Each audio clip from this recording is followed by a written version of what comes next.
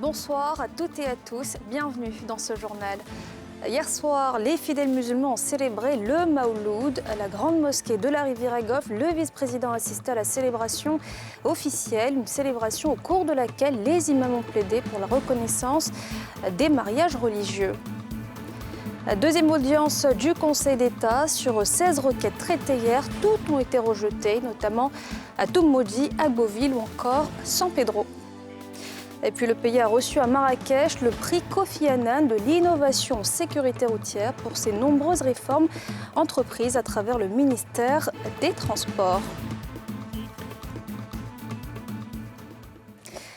En Côte d'Ivoire, le droit ne reconnaît pas le mariage religieux, ce qui ne protège pas de nombreuses femmes et enfants. À l'occasion de la célébration du Mawloud à la grande mosquée de la Riviera Golf, les imams ont plaidé pour une reconnaissance de ce mariage en présence du vice-président de la République. Le reportage de Timé Dongé et Cheikh Bleu. Grande mosquée d'Abidjan Cocody Riviera Golf. À l'intérieur, des fidèles musulmans réunis pour les festivités officielles du Mawloud 1445 de l'Hégire.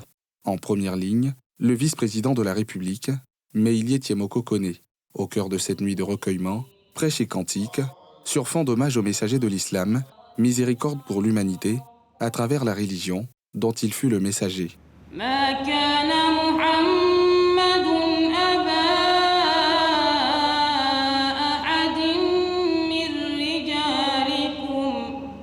Place à la communication du jour, occasion de mettre en lumière la vie du prophète, ses enseignements ou encore ses leçons de vie. Prend le relais le guide suprême de la communauté musulmane nationale dans son adresse avec sur l'équilibre et le bien-être des familles, un plaidoyer, la reconnaissance par l'État des mariages traditionnels et religieux, des unions, appelées à être revêtues de valeurs du mariage légal. Le COSIM saisit l'occasion pour lancer un appel en direction des autorités publiques en vue de la reconnaissance des mariages religieux et traditionnels, afin d'une part de garantir les droits de très nombreuses femmes à vivre dans la dignité, en parfaite harmonie et en conformité de nos pratiques sociétales, et d'autre part de préserver les droits des enfants nés de ces mariages, tout ceci concourant évidemment à la promotion de la famille. Bien avant, le cheikh engageait ses pairs à poursuivre leurs prières pour le renforcement du climat de paix et de stabilité du pays. Se réjouissant de cet engagement renouvelé, l'exécutif du pays, par la voix du ministre de l'Intérieur et de la Sécurité, invitait les guides religieux à garder le cap pour une jeunesse qui tourne le dos à la drogue, dans celle baptisée le Kadhafi. Vos inlassables efforts de médiation ou d'assouplissement des relations sociales, vos permanentes supplications et vos intercessions sont en effet indispensables au relèvement moral de la société, à la stabilité et donc au développement de notre beau pays qu'est la Côte d'Ivoire. Je voudrais ici vous inviter à davantage d'engagement dans l'encadrement et la sensibilisation de notre jeunesse. Des échanges de présents ont par ailleurs meublé cette édition du Mawloud 1445, moment de recueillement et d'adoration à la gloire d'Allah pour le message de l'islam porté à l'humanité par le prophète Mahomet.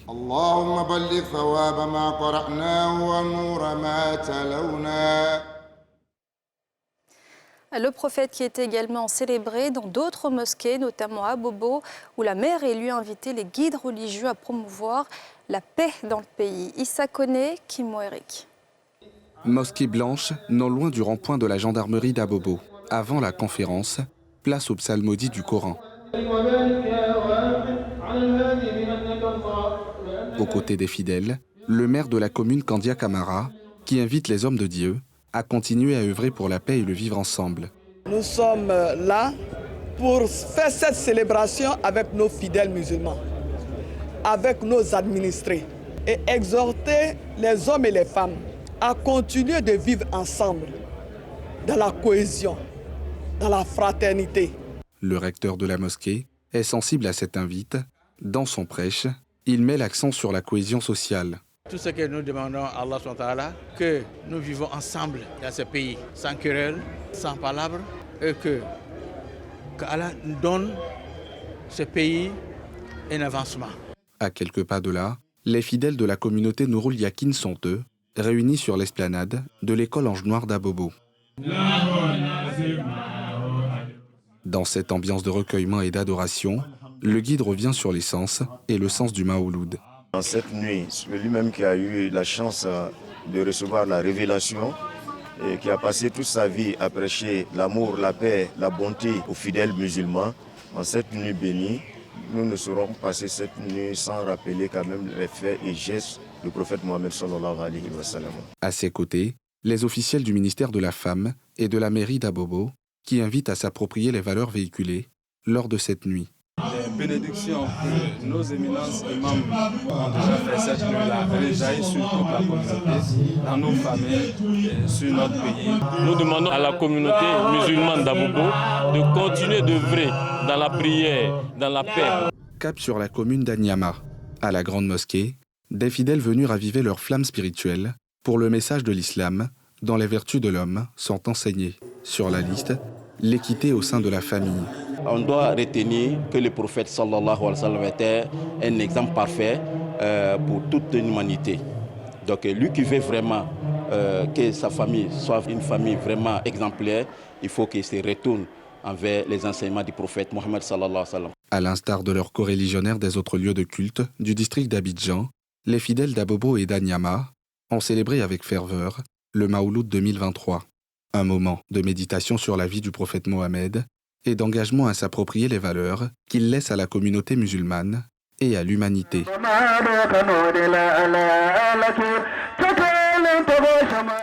Et justement, en raison du Maouloud, ce mercredi est férié en Côte d'Ivoire. Pour l'occasion, le tout nouveau joyau architectural, le pont Alassane Ouattara, a été fermé à la circulation afin de permettre aux populations de pouvoir le visiter en toute sécurité. Le reportage de Stéphanie Potet, Cindy Sobdong et Zécré Joseph.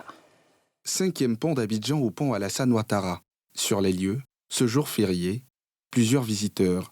Ces derniers profitent de la fermeture du trafic routier sur ce pont ce jour.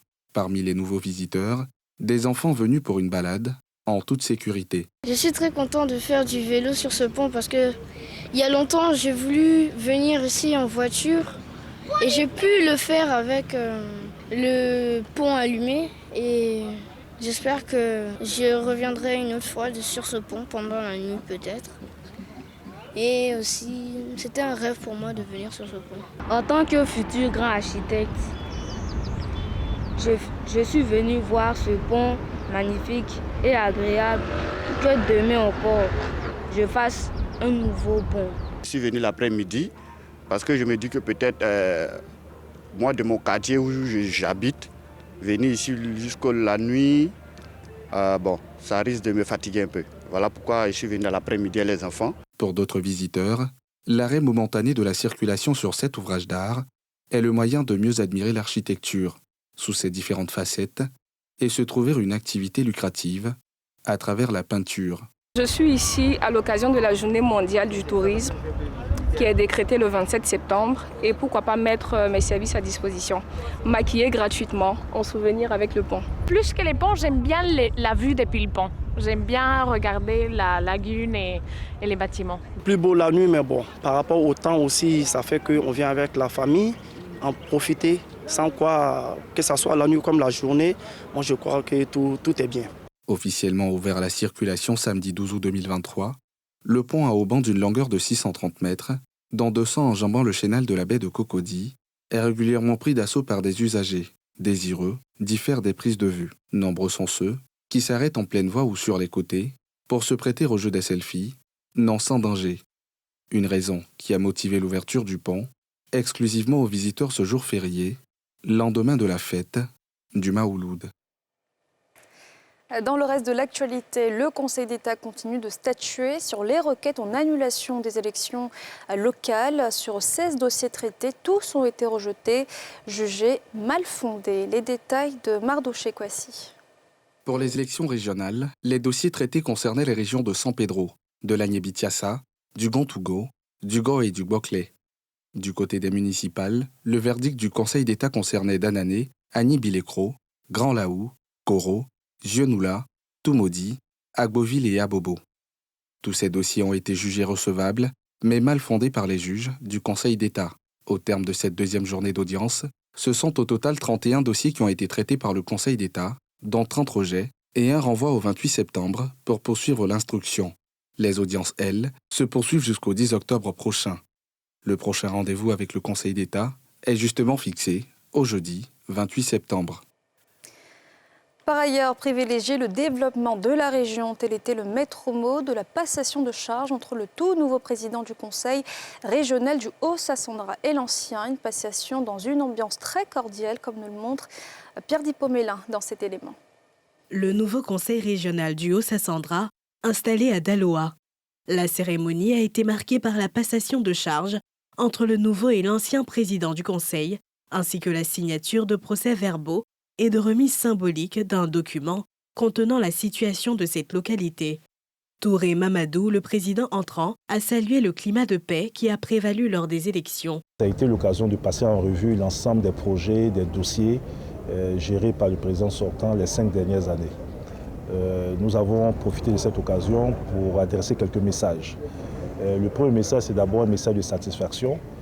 Je me réjouis avec lui-même donc des bonnes conditions dans lesquelles la passation s'est passée, mais surtout du climat de paix et de cohésion qui a régné dans notre région à l'occasion de l'élection qui a eu lieu. Nous aurons encore besoin de son expérience. Le professeur Djé Madi est un acteur politique majeur dans notre pays qui a occupé des responsabilités importantes, qui a eu à gérer cette région pendant 10 ans. Et nous pensons qu'il a encore suffisamment de ressources pour nous accompagner dans la conduite des charges importantes qui vont s'ouvrir à nous dès aujourd'hui. Quant à Alphonse Djedje Madi, président sortant, il a félicité son successeur et appelé à une synergie pour le développement de la région. Mamadou Touré, tête de liste du RHDP, a remporté les élections régionales du 2 septembre dernier avec plus de 58% de suffrages exprimés. La Côte d'Ivoire, je vous le disais, s'est vu décerner le prix Kofi Annan pour son innovation dans la sécurité routière. C'est le ministre des Transports, Amadou Koné, qui a eu l'honneur de le réceptionner à Marrakech. Une distinction qui vient saluer les efforts du pays pour réduire le nombre de morts sur les routes ivoiriennes. Au Maroc, Salif Yelekoué et Tanguy Conan.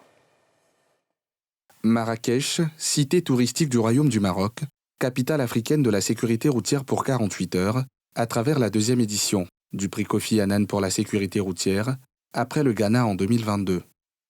La Côte d'Ivoire y décroche le prix de l'innovation de la sécurité routière. Une reconnaissance de la communauté internationale à la suite des projets de modernisation et de professionnalisation abattus par le gouvernement ivoirien à travers le ministère des Transports, avec l'adoption en juillet 2021 de la stratégie nationale de la sécurité routière et la mise en œuvre du système de transport intelligent avec pour produit phare la vidéo-verbalisation. Ce prix vient nous engager davantage à baisser considérablement le nombre de victimes des accidents de la route en Côte d'Ivoire. Je suis très heureux, très honoré pour la Côte d'Ivoire que nous ayons pu faire ça. Les défis sont nombreux. C'est un travail de tous les jours, donc nous allons continuer sous la houlette du président de la République à faire pour qu'il y ait encore beaucoup moins de tués, quasiment plus de tués sur nos routes. Au cours de cette édition, qui a eu pour thème « Transformation digitale et innovation pour des routes plus sûres », 5 autres prix relatifs au management de la sécurité routière, à la gestion des données, aux véhicules plus sûrs, au transport public et à la communication ont été décernés à des institutions qui veillent au quotidien à la sensibilisation pour réduire le nombre de morts sur nos routes. Nous travaillons sur l'encadrement du pouvoir public pour atteindre les objectifs, à savoir réduire les accidents. Parce que, quelle que soit la puissance d'un État, les pouvoirs publics seuls ne peuvent pas venir à bout des accidents. C'est pour cela que les ONG, le secteur privé et les leaders d'associations et les leaders de la société civile ainsi que les leaders d'opinion doivent s'impliquer fortement pour amener les gens à changer de comportement sur les routes. Le prix Kofi Annan de la sécurité routière, en hommage à l'ex-secrétaire général de l'ONU, a pour objectif de contribuer à capitaliser la mobilisation autour de la question de la sécurité routière en Afrique. Il est initié par la Commission économique pour l'Afrique des Nations Unies et la Fondation Kofi Annan. Ces assises ont été une occasion de partage d'expériences entre les participants venus de différentes contrées de l'Afrique.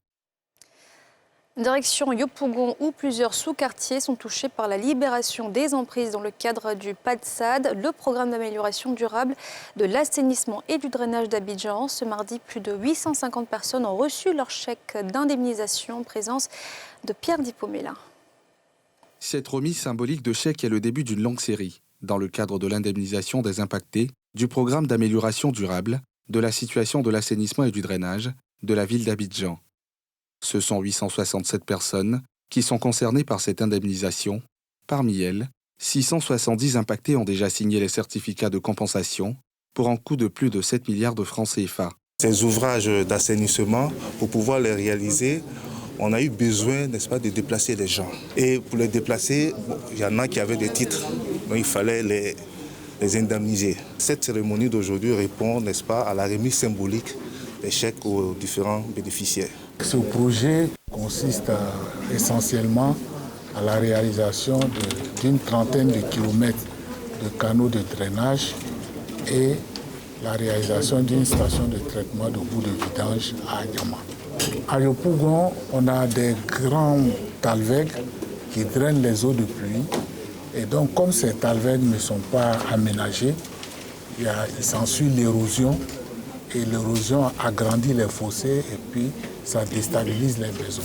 Le président du collectif des personnes impactées par le projet a invité les potentiels bénéficiaires de presser le pas.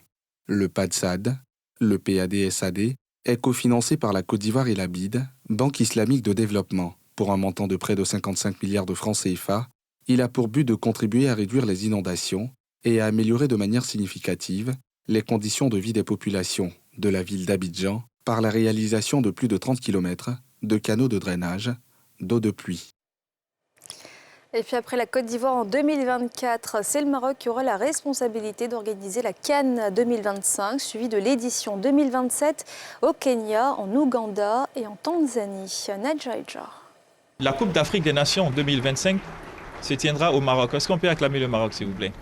L'édition 2025 de la Coupe d'Afrique des Nations CAN se tiendra au Maroc. L'annonce a été faite lors d'une conférence de presse, au cours de laquelle le président de la Confédération africaine de football, Patrice Motsepe, a fait des précisions sur la candidature unique du Maroc, qui avait pour concurrents l'Algérie, la Zambie et une candidature conjointe du Bénin et du Nigeria. Tous les pays africains qui ont soumis leur candidature pour la CAN 2025 ont décidé de se retirer après avoir eu des échanges entre eux. Selon le président de la CAF, en décidant de retirer leur candidature, les autres pays veulent permettre au Maroc, seul candidat en lice pour l'organisation de la Coupe du Monde, de renforcer son dossier. En plus du Maroc, le nom des pays organisateurs de la CAN 2027 a été dévoilé. Il s'agit du trio Kenya, Ouganda, Tanzanie.